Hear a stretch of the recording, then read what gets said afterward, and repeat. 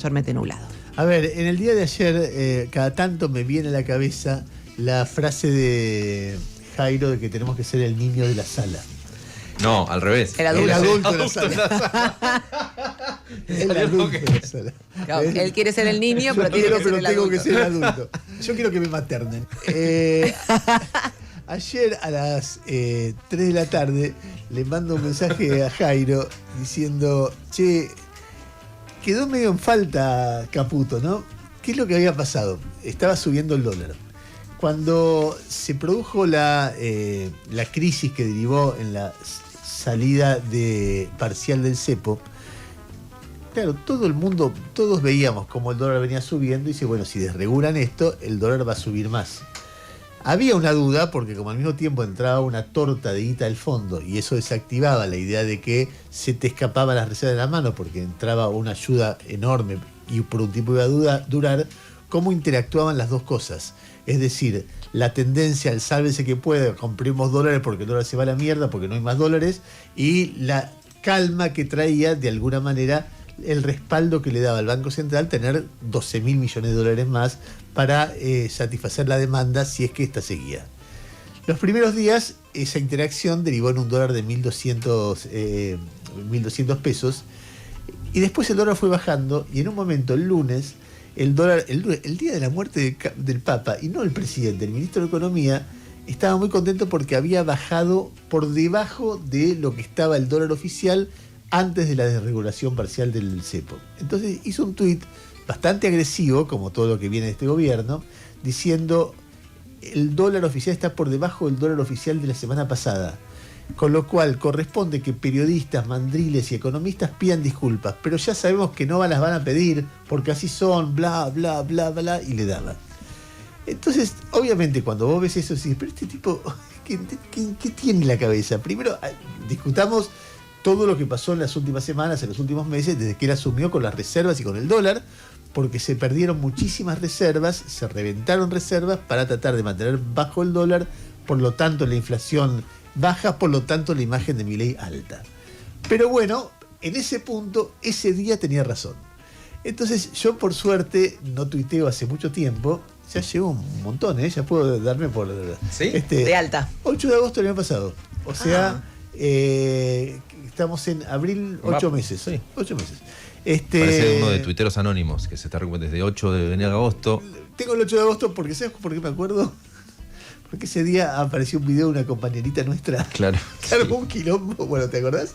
Bueno, ¿Cómo olvidar? cuestión es que estaba... Caputo tuitea eso como diciendo, ¿sabes qué? Vengan y pídanme perdón. Miren todo lo que decían que iba a devaluar y ayer, de repente, no entiendo por qué, y ahora te lo voy a preguntar, el dólar empieza a subir. Y a subir, y a subir, y ya se pone, te diría, 7-8% por encima. O sea, ahí hay una devaluación de vuelta.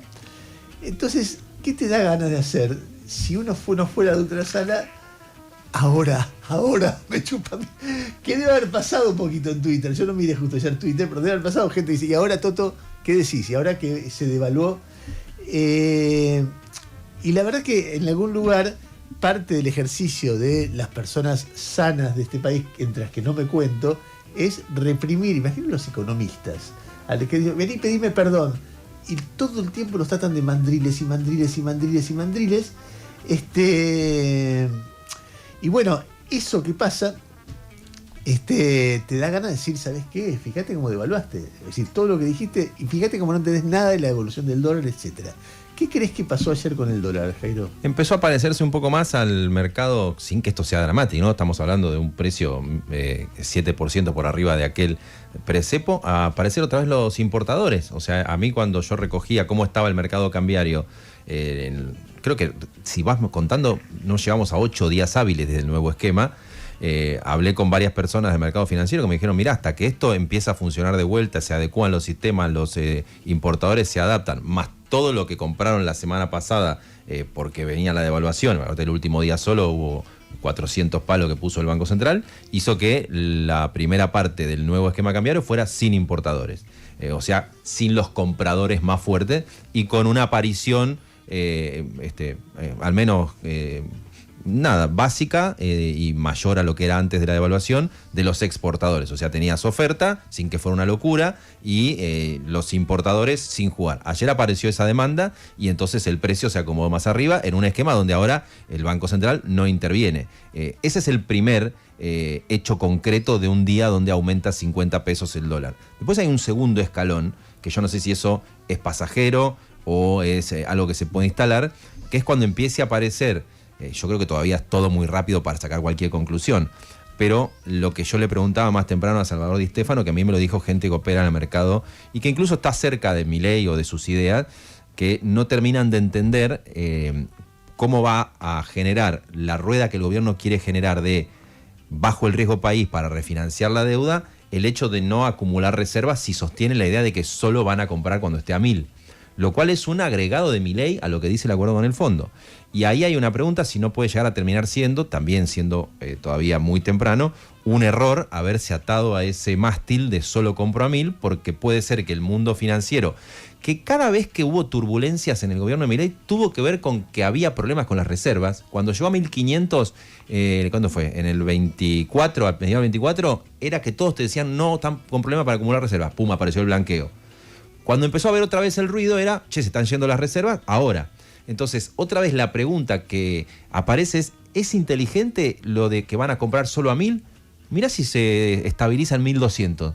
Vas a tener el momento donde, sin que sea un drama que esté a 1.200, vos no estás comprando reservas, entonces alguien puede decir, y entonces no va a bajar el riesgo país, entonces tu plan de refinanciar hace que desconfíen de que esto vaya a ser sostenible, que es lo que le dice ayer Joaquín Cotani a María O'Donnell en la radio. Bueno, yo creo que se le agrega al hecho concreto de que ayer aparecieron los importadores y los exportadores, hay que ver si van a venir en masa o no, el hecho de que puede empezar a aparecer una duda ya más estructural de si esto va a funcionar. Y ayer alguien me hacía, hay momentos donde el gobierno, además de la crítica de fondo a la política económica, genera problemas por su propia mala praxis o por pasarse de largo. Un momento, en el momento donde llegó a 1.500 la primera vez el dólar paralelo a mediados del año pasado, cuando se pasaron de largo con la baja de tasa de interés. Que dijeron, no, acá la gente confía a esto, aquello, lo otro, baja la tasa. En un momento empezó a irse el dólar y me acuerdo que Milei en una entrevista con Jonathan Viale dice, no, esos que dicen que esto pasa por la baja de tasas, no, esto es un banquero que nos quiso conspirar, porque el mensaje era, te equivocaste. Otro momento muy puntual es en enero de este año, cuando dicen, no devaluemos más 2% por mes, devaluemos 1%. Decían, pero el problema es el atraso cambiario y vos decís, lo voy a atrasar más. Y terminás saliendo de eso, diciendo, no, lo teníamos pensado desde el año pasado.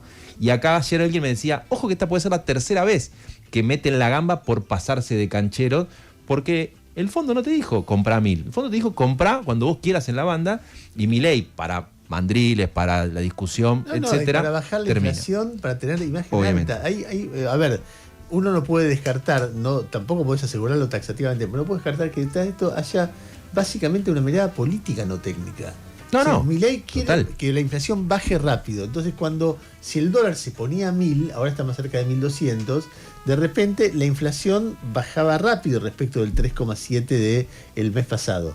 Ahora, con cerca de 1.200, vos decís, bueno, acá hubo una devaluación, o algo así como una devaluación brutal. Y después siempre uno se pregunta la suma y resta, ¿no? La suma y resta, ¿cómo dará? Porque es evidente que Caputo, cuando dice, ¿saben qué? Agárrenmela, porque eso es lo que básicamente dice, el tercer día, él sabe que es complejo y que el tercer día del cepo no define nada. Es decir, porque es como muy, muy loco lo que él sabe, por ejemplo, que los importadores todavía no habían entrado a demandar dólares, y por lo tanto el precio que él festejaba y con el que humillaba a los mandriles era un precio muy inestable, o no sabe. Porque si sabe y sale a provocar o a boquear, en todo caso es una cuestión de su personalidad. Y bueno, tendremos que convivir con un tipo grosero, pero si no sabe, es un problema de idoneidad técnica como ministro, que varias veces uno se lo pregunta, porque esto que vos contás, cómo se complicaron con la baja de la tasa de interés en agosto, cómo se complicaron con reducir el crawling peg en enero, cómo se complicaron regalando reservas con el dólar blend durante 15 meses, etcétera, muestra a un tipo que sabe de una cosa, es decir, cómo conseguir guita cuando no hay guita, cómo gastársela y cómo volver a conseguir guita cuando te volviste a patinar la guita que te dieron. Pero de lo otro sabrá, eso es lo que me pregunto, porque veo es como muy chapucero lo que hace una y otra vez, ¿o no?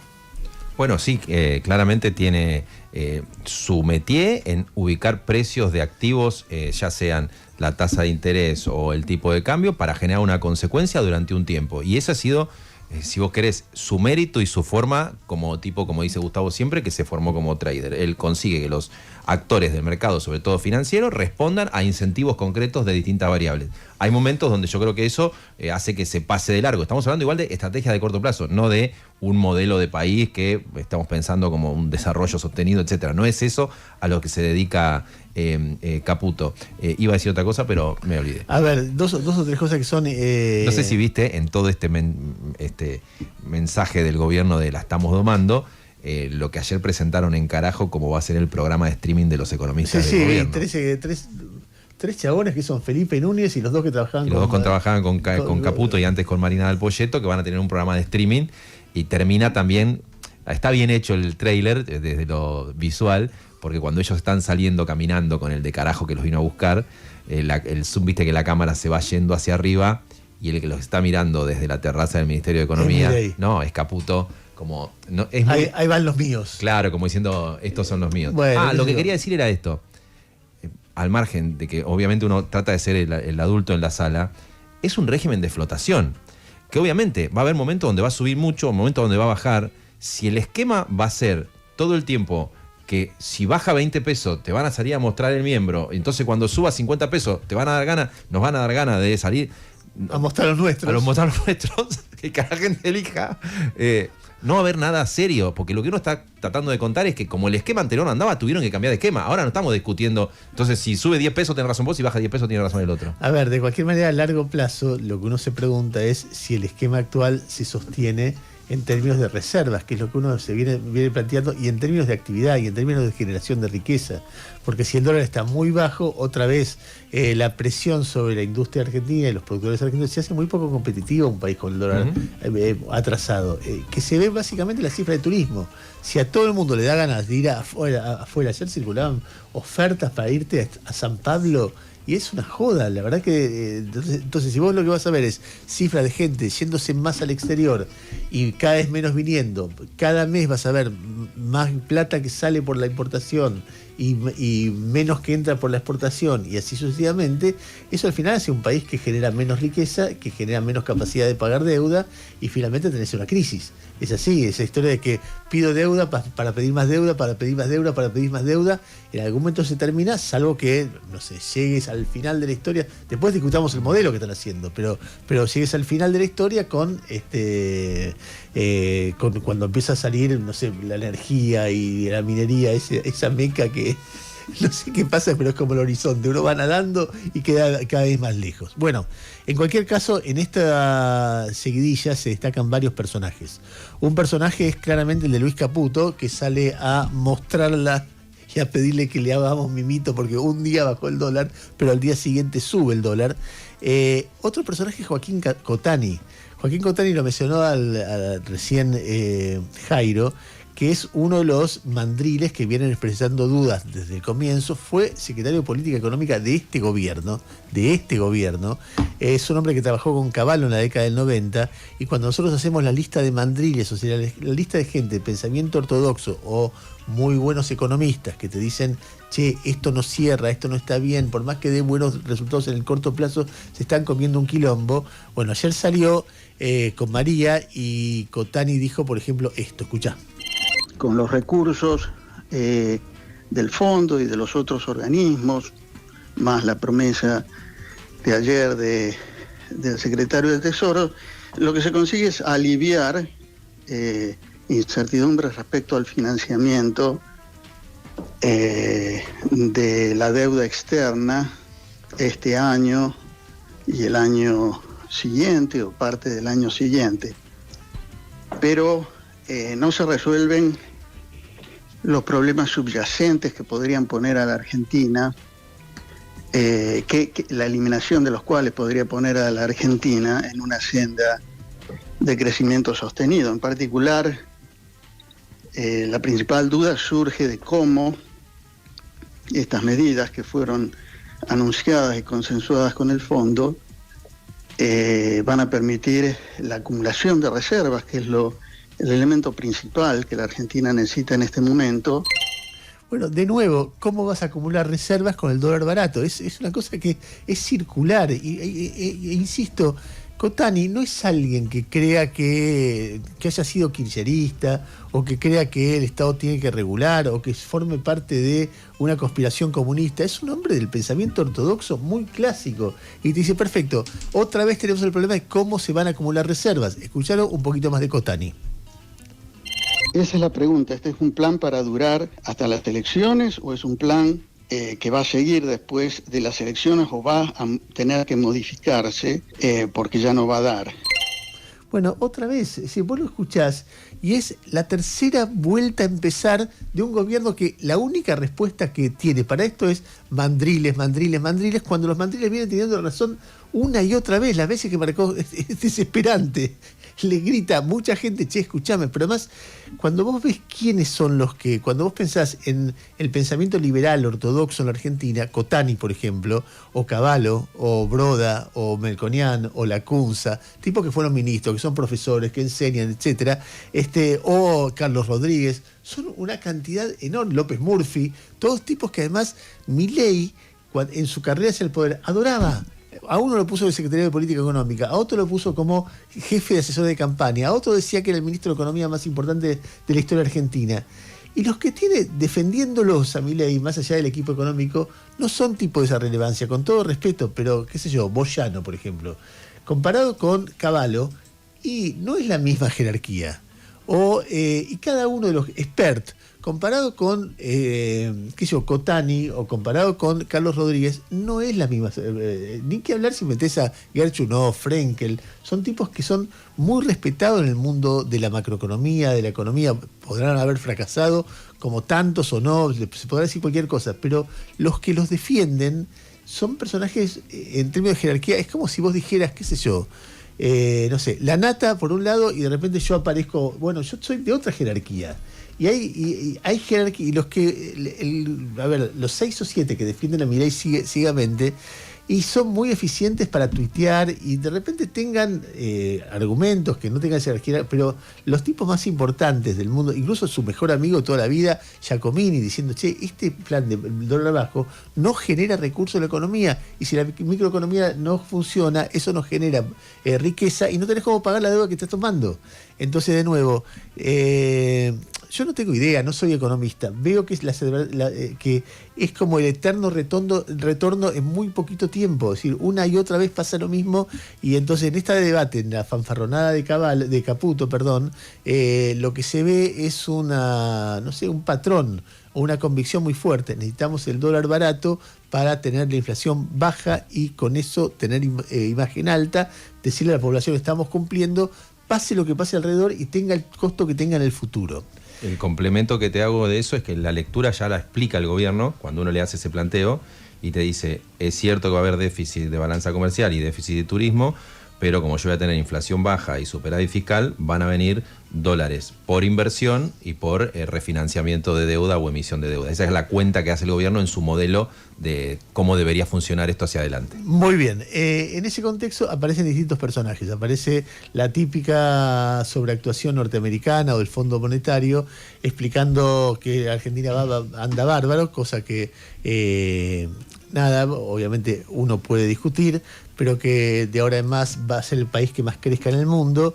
Claro, acaban de prestarle mucha plata a un deudor empedernido, entonces tienen que explicar ante el mundo entero que ese deudor empedernido ya cambió y que la plata que le prestaron no es por razones políticas, sino porque cambió completamente el esquema económico. No es la primera vez que pasa, ojalá esta vez sea sincero el elogio, pero Cristalina Georgieva nos ha prestado plata que nosotros, no ella, nosotros vamos a tener que pagar, y entonces le dice a los diputados, disciplínense, etcétera, lo mismo que ha hecho el fondo siempre, cada vez que nos prestó plata, con las consecuencias que hemos conocido.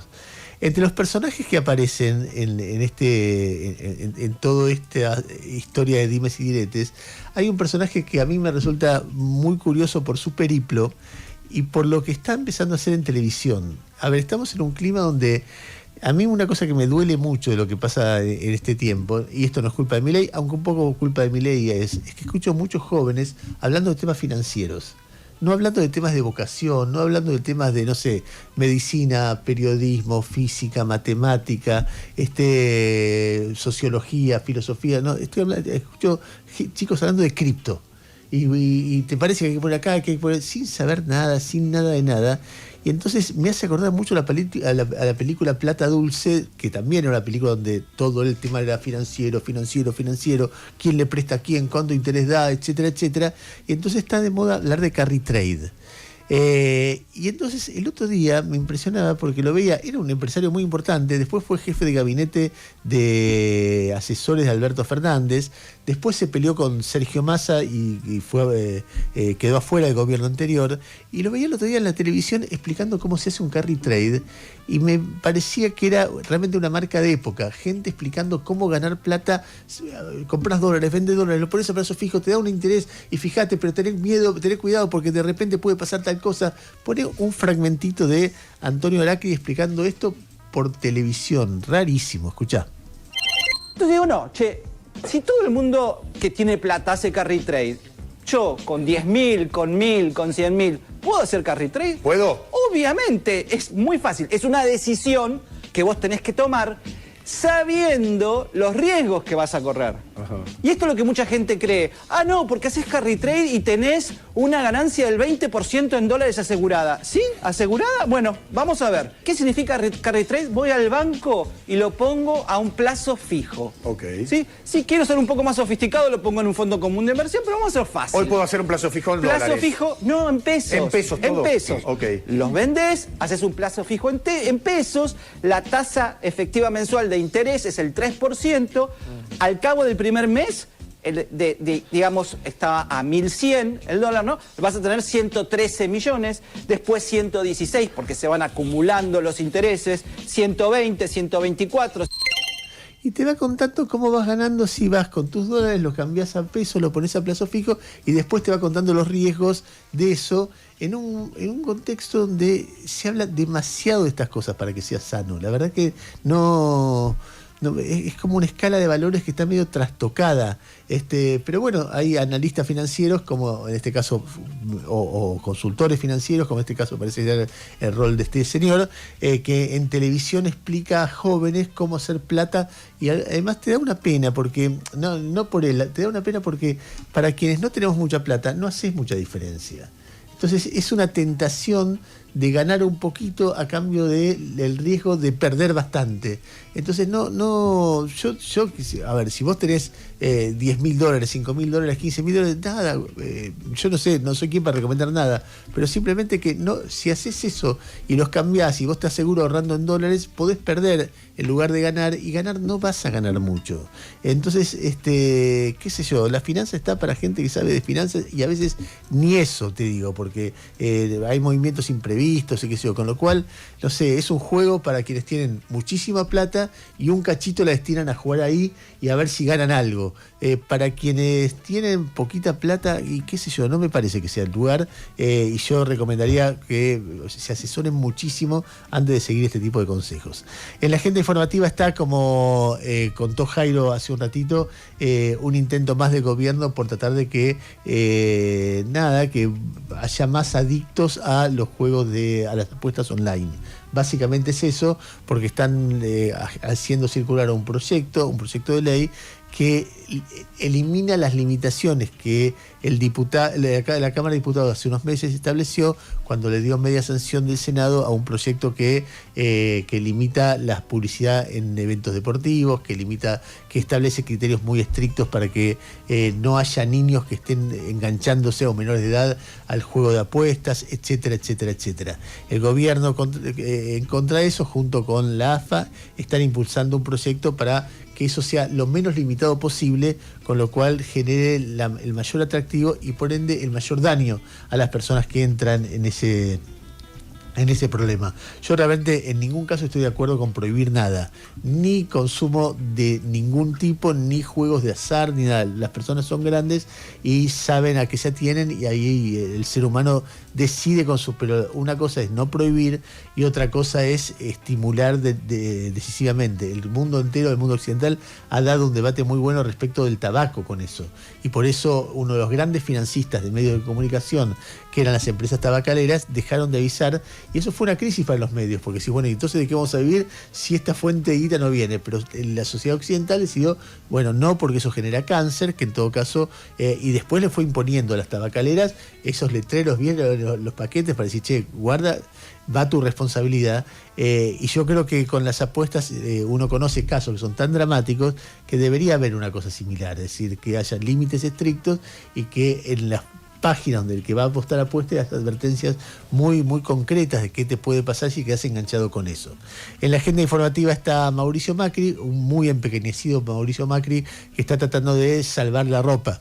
O sea, ante la ofensiva de Milei y la decisión de Milei de desplazarlo del liderazgo de la democracia, de la derecha argentina, Macri está tratando de preservar lo que pueda la tropa en Buenos Aires, y antes que eso está tratando de que el próximo 18 de mayo tenga un buen resultado electoral en la ciudad de Buenos Aires, que bueno sería 20%, o sea, sería mostrarle al gobierno que sin ellos no pueden, o sea, lo que imagina Macri como resultado ideal en la ciudad es que aún ganando Santoro, el PRO salga segundo y Adorni quede relegado del tercer lugar. Entonces en ese caso le va a decir al gobierno, fíjense lo que pasa, cuando nosotros nos dividimos, como ustedes promovieron, gana el kirchnerismo, y además en la ciudad yo soy más que ustedes.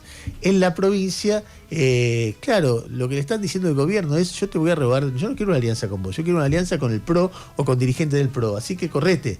Y entonces a Macri no le queda más remedio que decir, los honestos son los que nos quedamos, a los que compraron, a los que podían comprar ya se los llevaron, y buscar una estrategia para que en la provincia puedan tener 10, 15 puntos, y si tienen 10 o 15 puntos, primero son alguien, porque 10, 15 puntos en la provincia de Buenos Aires es algo, más en este contexto, y segundo, puede generar el triunfo del kirchnerismo en la provincia de Buenos Aires para decirle a la Libertad Avanza, se dan cuenta que tenemos que hacer una alianza, y una alianza donde yo sea respetado, porque si no, ustedes pierden. Y esa dinámica, a mí me impresiona mucho la decisión que tiene el gobierno de ir solo, porque el gobierno al ir solo pierde a Villarruel, que en 2 años puede ser candidata a presidenta y robarle, pierde a Marra en la Ciudad de Buenos Aires, pierde al PRO, pierde un montón de cosas que, si hoy en la Ciudad de Buenos Aires estuvieran juntos Marra, el PRO y la Libertad Avanza, ganaban caminando. O sea, Santoro podía tener 30, pero ellos iban a tener 45, 50. Ahora esos 45, 50, 55 están divididos en 4, y bueno, en ese contexto es muy probable que en la Ciudad de Buenos Aires, o es pensable, o tal vez pase, que Leandro Santoro, o sea, el peronismo gane en la Ciudad de Buenos Aires, el peronismo llevando a un candidato radical. A ver, por último, en la agenda informativa aparece Donald Trump, pequeño comentario, ni mencionó al Papa, mira, de tantas noticias que hay. Bueno, pero le dedicamos el pase. Le dedicamos el pase, claro, un pase además con libro estudiado.